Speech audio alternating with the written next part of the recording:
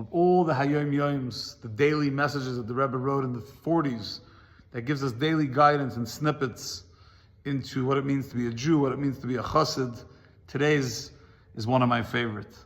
And what the Rebbe shared today is a story about the Mittler Rebbe, the second Chabad Rebbe of Dov Ber. His father, the Alter Rebbe of Shnei Zalman, they were still living in Liozna, in Belarus, in Liozna, and it was Parshas Kisavai, our Torah portion.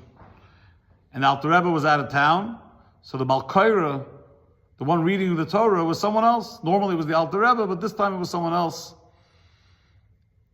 And upon hearing the chastisement, the curses, the threats from God about what happens to the Jewish people when we don't behave, the Mittler Rebbe, who was under the age of Bar Mitzvah, so he was 13 and under, we don't know if he was 12, 11, but he was under Bar Mitzvah, he got physically ill. He was sick from hearing those curses. It affected him so deeply. So much so that when Yom Kippur came around, right, 3 weeks later, 2.5 weeks later, his father, the Alter Rebbe, wasn't sure that his son would be able to fast on Yom Kippur. When they asked him, what happened? I mean, you hear the curses every year. I mean, Parshas Kisavai, our Torah portion comes every year. What happened this year? He says, when my father reads the Torah, when the Alter Rebbe reads the same Torah portion, I don't hear the curses. What does that mean? Alter Rebbe read the same words in the Torah with the same curses and the same chastisement, the same consequences.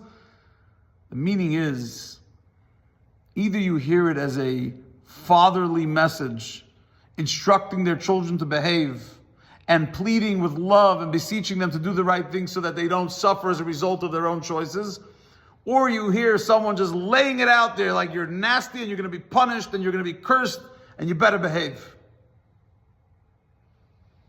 Having discipline, having law and order, having structure is very important, both in the home, in a community, in a country, in our relationship with God, obviously.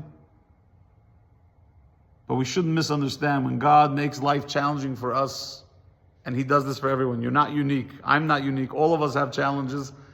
He isn't doing it because He wants to curse the hell out of us.